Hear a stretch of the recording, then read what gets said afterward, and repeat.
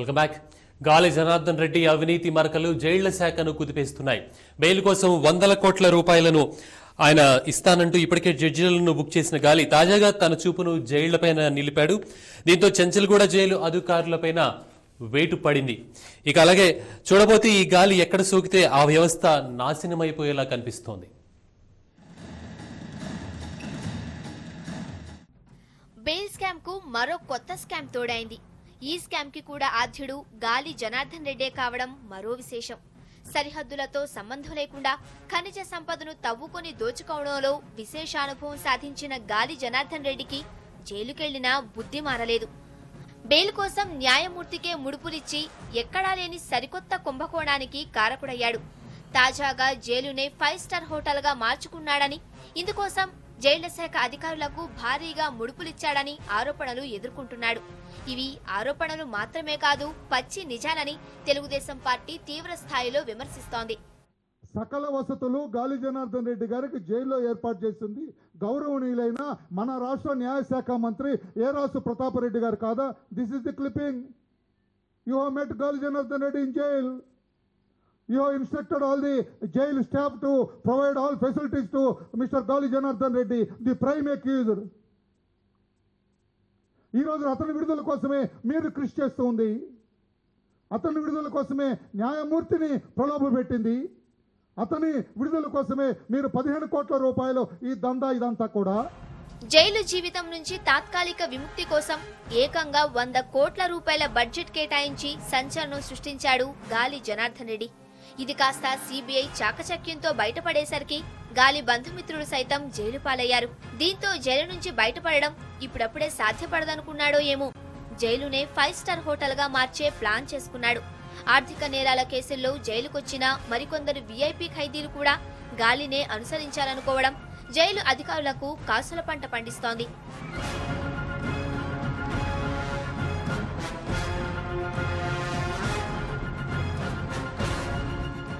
VIP ఖైదీలకు అడ్డగోలుగా ములాఖతులు కేటాయించిన వైనం విచారణలో బయటపడింది. విఐపి ఖైదీలు అడిగిన సౌకర్యాలన్నీ కల్పించినట్టు జైళ్ల శాఖ విచారణలో బహిర్గతమైంది. స్పెషల్ బ్రాంచ్ పోలీసులు, రాష్ట్ర ఇంటెలిజెన్స్ వర్గాలు జరిపిన విచారణలోనూ అనేక అక్రమాలు వెలుగు చూశాయి. దీంతో ప్రలోభాలకు తలొగ్గిన జైలు అధికారులపై వేటు పడింది. కేవలం బదిలీ చేసి చేతులు దులుపుకుంటే చాలదని టీడీపీ నేతలంటున్నారు. దాదాపు 25 కోట్ల రూపాయల కుంభకోణం జరిగిందని, జైల్లో వీఐపీ ఖైదీలు 5 స్టార్ హోటల్ సదుపాయాలు పొందుతున్నారని తెలుగుదేశం విమర్శిస్తోంది. హైకోర్టు సిట్టింగ్ జడ్జితో గాని సిబిఐతో కానీ విచారణ జరిపించాలని డిమాండ్ చేస్తోంది. ఈ రోజున జరుగుతుంది ఏమిటి? ఎక్కడున్నాడు మీ అన్న? మీ సోదరుడు జైల్లో కదా ఉన్నాడు. ఎందుకున్నాడు? అవినీతి చేసే కదా. ఛార్జ్షీట్లు 3 ఛార్జ్షీట్లు పడినాయే, సిబిఐ వాళ్ళు వేశారే, సాక్ష్యాధారాలతో వేశారే. ఈ రోజున రేపు ఈడీ వాళ్ళు వస్తున్నారే. ఇది కరెక్ట్ కాదు. ఆ చేయి ఊపుడులో ఏముందో కూడా అర్థం చేసుకోండి అని చెప్పి కూడా రాష్ట్ర ప్రజలకి సవినయంగా విజ్ఞప్తి చేస్తున్నాం. జైలు కుంభకోణంపై రాజకీయ ఆరోపణలు ఎలా ఉన్నా అవినీతి నిరోధక శాఖ ఇప్పటికే ప్రాథమిక విచారణ జరిపింది. ఆ నివేదికను ప్రభుత్వానికి కూడా అందజేసింది. దీనిపై రాష్ట్ర ప్రభుత్వం గ్రీన్ సిగ్నల్ ఇస్తే ఎఫ్ఐఆర్ నమోదు చేసి పూర్తి స్థాయి దర్యాప్తు జరిపేందుకు సమాయత్తమవుతోంది. ఏసీబీ ప్రాథమిక విచారణలోనే అనేక అక్రమాలు, అవకతవకలు బయటపడినట్లు తెలుస్తోంది. ఏది ఏమైనా గాలి కారణంగా మరో కొత్త కుంభకోణం తెరపైకొచ్చింది.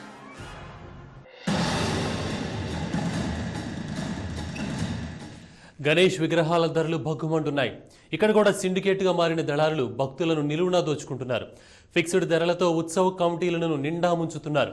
మట్టి వినాయకులకు ఆదరణ పెరిగినప్పటికీ దళారుల సిండికేట్ దందా వాటి ధరలను చుక్కలు చూపిస్తున్నాయి.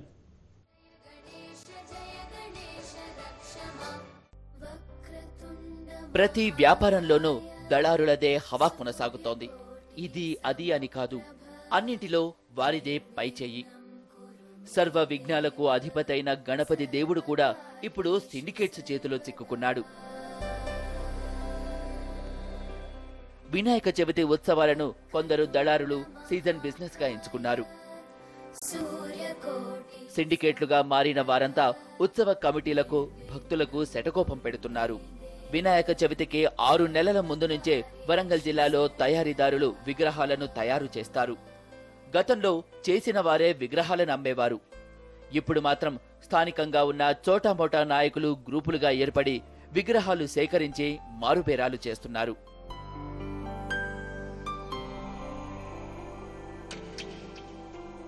రింగుగా మారిన బేరగాళ్లు దోపిడీకి శ్రీకారం చుడుతున్నారు. విగ్రహాల ఎత్తు, ఆకారాలను బట్టి ధరలు ఫిక్స్ చేశారు.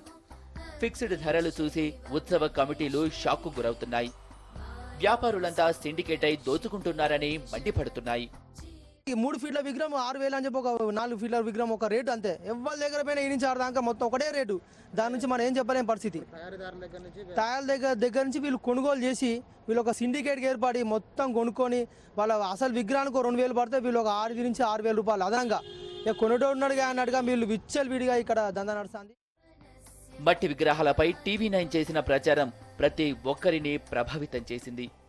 క్లే విగ్రహాలను పూజించటానికి చాలా మంది ఆసక్తి చూపుతున్నారు. దళారులు ఈ మట్టి విగ్రహాలను కూడా వదలటం లేదు. తయారీదారులతో బేరం కుదుర్చుకొని ఎక్కువ ధరలకు అమ్ముతున్నారు. సిటీలో మట్టి వినాయకుడు ఇప్పుడు మట్టి దొరకదు. ఈ వినాయకుని తయారు చేయాలంటే స్వచ్ఛమైనటువంటి రేగడి మట్టి కావాలి. ఈ రేగడి మట్టి గ్రామీణ ప్రాంతాల్లో దొరుకుతుంది, పట్టణ ప్రాంతాల్లో దొరకదు. అందుకని చెప్పేసి మేము ఏం చేసామంటే ముందు మరి మాకు దొరికాయని చెప్పేసి మేము ముందే వచ్చేసి అడ్వాన్స్ బుక్ చేయడానికి మేము ముందే ఈ షాప్కు రావడం జరిగింది. తమ దగ్గర వ్యాపారులు విగ్రహాలు కొనుగోలు చేసి వారే నిర్ణీత ధరలకు అమ్ముకుంటున్నారని తయారీదారులు అంటున్నారు. ముడి సరుకుల ధరలు పెరగటం వల్లే విగ్రహాల రేట్లు పెరిగిపోయాయి అంటున్నారు. మేము హోల్సేల్ ఇచ్చినా కూడా వ్యాపారులు తీసుకోపోయి దానికి కూడా రేట్లు పెరిగినాయి. వాళ్ళు కూడా రేట్లు పెంచుకొని అమ్ముకుంటారు. మా దగ్గర తక్కువ రేట్లు తీసుకొని 500, 1000 ఇట్లా చూసుకొని అమ్ముకుంటారు. వాళ్ళు కూడా ఎట్లా కూడా రేట్లు బేరం పెరిగినాయి మొత్తం.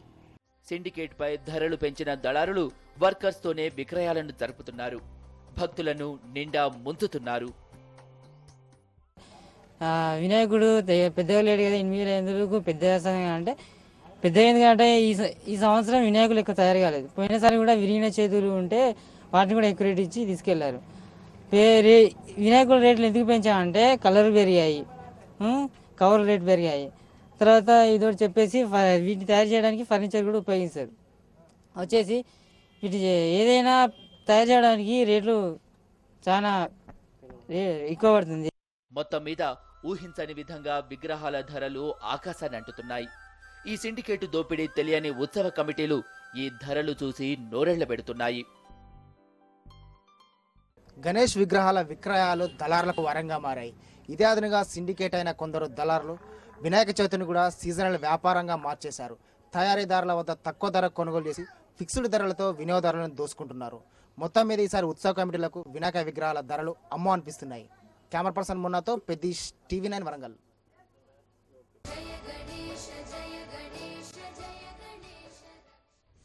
కుడంకులం అణు విద్యుత్ కేంద్రం దగ్గర హై టెన్షన్ కొనసాగుతోంది. అక్కడ భారీగా పోలీసు బలగాలను కూడా మోహరించారు. అలాగే రియాక్టర్లలో అణు ఇంధనాన్ని నింపేందుకు అనుమతి ఇవ్వటాన్ని స్థానికులు తీవ్రంగా వ్యతిరేకిస్తున్నారు. తమ ఆందోళనలను మరింత ఉధృతం చేశారు. ఇక అలాగే ట్యూటికోరంలో పోలీస్ కాల్పును నిరసిస్తూ 48 గంటల పాటు సామూహిక నిరాహార దీక్షలను కూడా చేపట్టారు. తమిళనాడులోని కుడంకుళం అణు విద్యుత్ కేంద్రానికి వ్యతిరేకంగా సుప్రీంకోర్టులో పిటిషన్ దాఖలైంది. ప్లాంట్లోని 1-2 యూనిట్ల ప్రారంభానికి గతంలో మద్రాస్ హైకోర్టు అనుమతి ఇచ్చింది. దీన్ని సవాల్ చేస్తూ సుందరరాజన్ అనే సైంటిస్ట్ సుప్రీంకోర్టును ఆశ్రయించారు. ప్లాంట్లో అణు ఇంధనాన్ని నింపేందుకు ప్రభుత్వం చేస్తున్న ఏర్పాట్లను కూడా పిటిషనర్ తప్పుపట్టారు. జోక్యం చేసుకోవాలని కోర్టుకు విజ్ఞప్తి చేశారు. కుడంకుళం అణు విద్యుత్ కేంద్రం దగ్గర పరిస్థితి రణరంగాన్ని తలపిస్తోంది. చుట్టుపక్కల పరిసరాల్లో తీవ్ర ఉద్రిక్తత నెలకొంది. రియాక్టర్లలో అణు ఇంధనాన్ని నింపడానికి అనుమతి ఇవ్వడాన్ని నిరసిస్తూ ఆందోళనలు తీవ్రమయ్యాయి. దింతాకారైలో ఆందోళనకారులు సామూహిక నిరాహార దీక్షలు చేస్తున్నారు. పోలీసులు ఊళ్ళోకి రాకుండా చెట్లు కొట్టి రోడ్లకు అడ్డంగా వేశారు. పెద్ద ఎత్తున రాళ్లను అడ్డంగా పెట్టారు. ప్రభుత్వం నుంచి సానుకూల స్పందన వచ్చేంత వరకు తమ పోరాటం ఆపేది లేదని స్థానికులు అంటున్నారు. సుమారు 5,000 మంది పిల్లా పాపలతో సహా ఆందోళనలో పాల్గొంటున్నారు. న్యూక్లియర్ ప్లాంట్ కు ఏమాత్రం అంగీకరించమంటున్నారు. హింసాత్మక సంఘటనలు, ఆందోళన నేపథ్యంలో కుడంకుళం చుట్టూ భారీగా బలగాలను మోహరించారు. ఆందోళనకు నేతృత్వం వహిస్తున్న ఉదయ్ కుమార్, పుష్పపారాయణ్ సహా 4 PMANE నాయకుల కోసం పోలీసులు గాలిస్తున్నారు. మరోవైపు కుడంకుళం నిరసన ధ్వనులు పలు ప్రాంతాలకు పాకాయి. చెన్నై, ఈరోడ్, కోయంబత్తూరులో స్వచ్ఛంద సంస్థలు, రాజకీయ పార్టీలు ఆందోళన జరిపాయి. రహదారులను దిగ్బంధించారు. వాహనాల రాకపోకలకు అడ్డుకున్నారు. బస్సులపై ఆందోళనకారులు రాళ్లు రువ్వారు. రైలు రోకోను చేపట్టారు. ట్యూటికోరన్ పోలీస్ ఫైరింగ్ ను నిరసిస్తూ ఈ ఆందోళనలు చేపట్టారు. నిరసనలకు నేతృత్వం వహించిన చిరుతైగల్ కచ్చి ఎండీఎంకే నేతలను పోలీసులు అరెస్టు చేశారు. అంతకుముందు ట్యుటికోరన్ పోర్టు సమీపంలో అణు విద్యుత్ కేంద్రం వ్యతిరేక ఆందోళనకారులకు పోలీసులకు మధ్య ఘర్షణలు చెలరేగాయి. పోలీసులపై రాళ్ల వర్షం కురిపించారు ఆందోళనకారులు. పరిస్థితి అదుపు తప్పడంతో పోలీసులు కాల్పులు జరిపారు.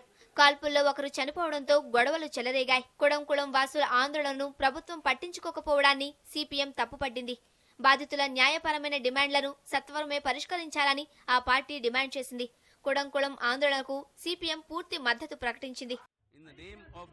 కుడంకుళం అణుకేంద్రం విషయంలో భద్రత, పునరావాసం, పరిహారానికి సంబంధించి ప్రజల న్యాయమైన కోరికల్ని ప్రభుత్వం పరిష్కరించాలి.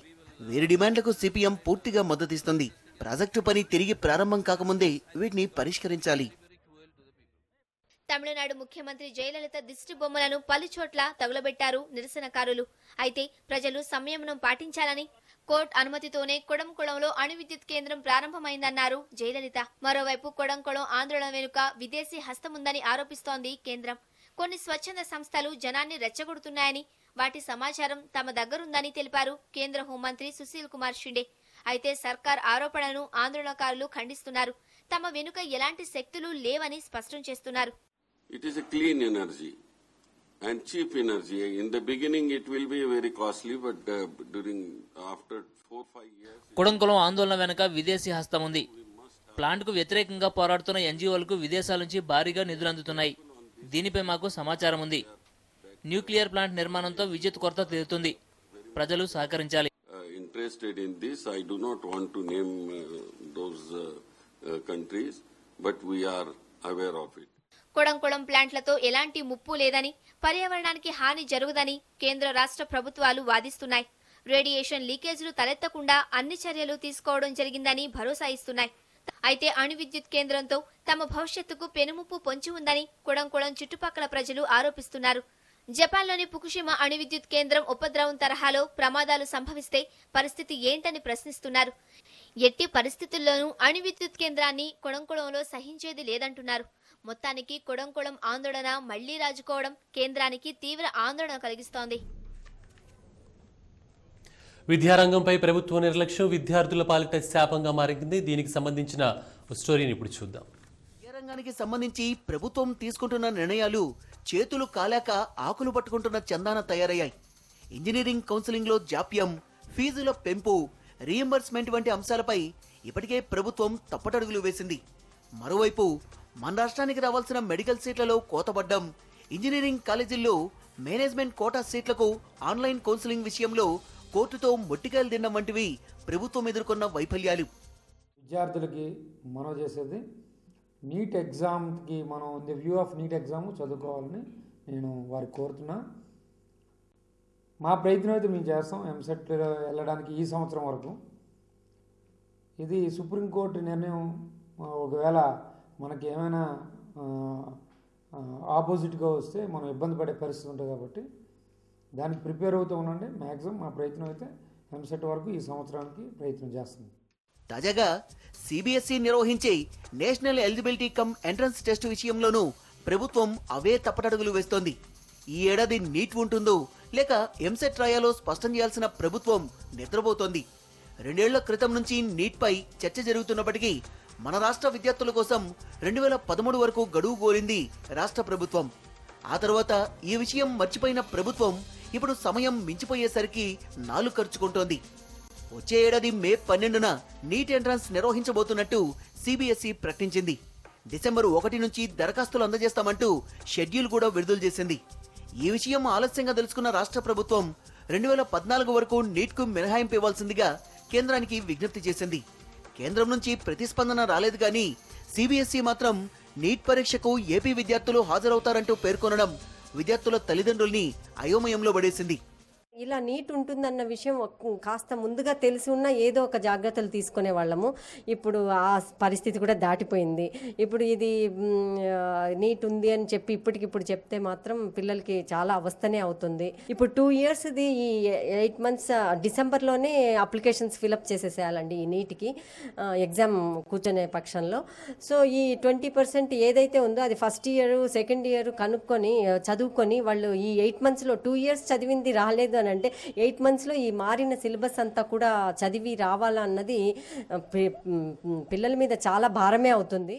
మరోవైపు నీట్ రాసే విషయంలో మన విద్యార్థులకు సిలబస్ ప్రధాన సమస్యగా మారింది. నీట్ మొత్తం సిబిఎస్ఈ సిలబస్ పై ఆధారపడి ఉంది. కానీ మన విద్యార్థులకు ఇంటర్ మొదటి సంవత్సరం మాత్రమే సిబిఎస్ఈ సిలబస్ పాఠ్యపుస్తకాలను అందించింది రాష్ట్ర ప్రభుత్వం. రెండో సంవత్సరం సిబిఎస్ఈ పాఠ్యపుస్తకాల్ని అందించలేకపోవడంతో స్టేట్ సిలబస్ ను మాత్రమే ఫాలో అవుతున్నారు.